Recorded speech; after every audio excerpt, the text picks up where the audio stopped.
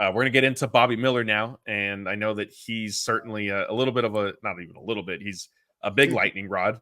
A reminder, if you do have an opinion about Bobby Miller, or you have a specific question about Miller or a different topic, we are leaving the super chats up and open, so you could go that route. We'll kind of pause what we're doing and get to that before we then leave some time at the end for some additional questions. Guys, you mentioned it. It wasn't pretty tonight. Bobby Miller, he got 2 outs right away in the first inning, then struggled to get the third out. Cubs ended up taking a 2-0 lead. Dodgers cut into that right away, took a lead in the bottom of the first, kind of reset the game. And I think then Bobby Miller sort of found his footing a little bit, and then he ran into more trouble. And ultimately, at the end of the day, the line is not great. It's another, inconsistent start. Scott, you mentioned it. His fastball just doesn't. I don't know how you worded it specifically, but basically, it's easy. It's being hit pretty well, and that's been a theme all season. I know that Daniel, I imagine I know the answer to this question, but what would you do with Bobby Miller at this point? We're about 3 weeks left in the regular season. Tyler Glasnow should be back probably as early as next week. It would be late next week, I think, but next week nonetheless. Clayton Kershaw, maybe at some point down the line. Is there any more need or room or reason for Miller to stick in the rotation at this point? I personally don't think so, and to be honest, like I wasn't there like until this start. Like I still think in some of his recent starts, he showed a little bit of progress towards like, all right, let's just keep trotting him out there and see if he could figure it out. But I do think I kind of reached a breaking point, with this start tonight, and I'll even take it one step further. Like I don't even think he should go down to AAA and keep pitching. I think he needs a full mental reset. Like at this point, like I think it's clear a lot of his issues are mental. And I do think, just shut him down, like, call it a season, let him take a couple months off and then kind of really attack his off-season workout program. But I think for now, like Scott broke it down like kind of at the beginning of the show. He just has no clue where the ball is going. He has absolutely no command whatsoever. And he doesn't have the ability to limit the damage, which I think to be successful at this level, like no one's going to be perfect. Like you're going to walk guys, you're going to give up hits, but your ability to really bear down, when there's 2 guys on base and 2 outs and you got 2 strikes on the guy, like really execute one pitch to get out of that inning. And we just haven't seen that ability from him. And this goes back even to last year. Like we're talking about what happened in the playoffs last year. Like that's kind of what we saw. Like he just completely lost it. And like it'll be, a walk or 2, which when you have a lead, like that's, in my opinion, that's my biggest pet peeve. Like when your offense goes out and gives you 3 or 4 runs and then you come out and walk 2 guys the next inning, like that's just not going to get it done. And then the homer is not far away when that happens. Like we've seen it time and time again now. So I definitely think, I've said it time and time again, like the talent is still there. We see he still throws 99, 100. We've seen him be successful in the past. Like he's a very highly touted prospect. So I don't think you give up on him completely, but I just think this was not his year. Like it started off great. And then everything since that first start has just been a complete disaster. Like he's been injured. He's obviously been very ineffective. So I just think you just chalk up the L, as the kids like to say, for this season and hope he looks better in spring training. Yeah, Scott, real quick, before I come to you, we have a super chat from Jay Riff. He says, great show as always, guys. Thank you for that, Jay Riff. He continues, Miller is a head case, can't be on the postseason roster. And also Edman is Ohtani 2.0. Look, between Ohtani and Edman, 3 home runs were hit tonight. One of those guys hit 2 of them. We're just going to leave it at that. I'm not going to say who it was, but we'll just leave it at that. J Riff doesn't want Miller on the postseason roster. I know you might have missed our discussion a few minutes ago. We kind of agreed that that's not necessarily going to happen. And if it does happen, then like 3 or 4 things for the Dodgers pitching staff has gone wrong. And whether Bobby Miller is starting or not, like there are other issues at hand. Back to Bobby Miller, Scott, the question that I asked Daniel, what should the Dodgers do with him? Is there reason for him to make another start? I know people who follow you on Twitter can probably guess what your answer is going to be to this as well. Yeah, I mean, whichever plan they take. I see some people talk about, you've got to give him another start, just eat some innings. Dodgers are in a spot where they're still have a division lead. And if they want to just guide him to the rest of the season, then that's the plan for them. Big league arm, you just got to get innings somewhere. But if you want to keep yourself in games and you're not giving them away, AAA, let them think about next year, just like Daniel said. Like if they want to go the AA route, whichever. But I agree fully on the full mental reset. Dodgers are very aware of these things. You can tell it. It's not just talent-wise. It's not just performance. There's stuff going on upstairs. I'm not going to immediately pencil him in with that, but at some times the stuff looks okay. But right now he's lost a complete grip on it.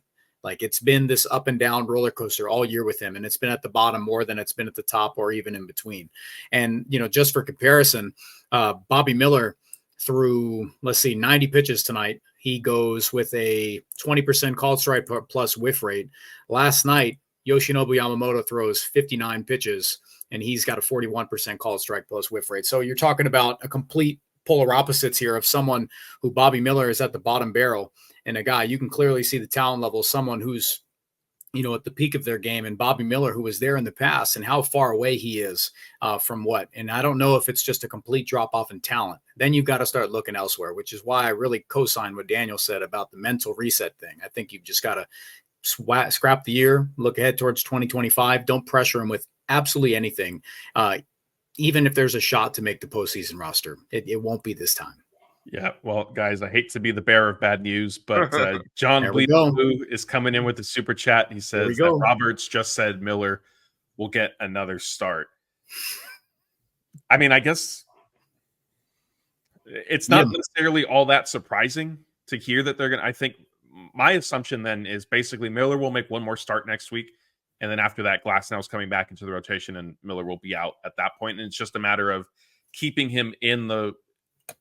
Miller up for another start so that the Dodgers don't have to. There is an off day. They could kind of adjust their rotation, but we know that to the Dodgers, normal rest for a starting pitcher is 5 days, not 4 days. So basically that's extra rest. So my assumption is, not wanting to mess that up for the sake of, until Glasnow is back. Grand scheme of things, I guess it's not necessarily that big of a deal. I know that the Dodgers are still 4.5 and 5 games up on the Padres and Diamondbacks, or maybe 5 and 5, something like that. The bigger, I think, question that the other part of that discussion though has been where they are in terms of the National League standings with the Phillies and the Brewers. Excuse me. But some of that conversation has also been, I know there have been people who have said, hey, like if the Dodgers get the number 2 seed so that they avoid potentially playing the Diamondbacks or Padres in NLDS, that might be better. I don't know if I fully subscribe to that yet. I think you just try to win as many games as you can, and however the chips fall, they fall. But Daniel, you just got done saying that, there's no reason for Bobby to make another start, but here we are. What's your kind of live reaction to this?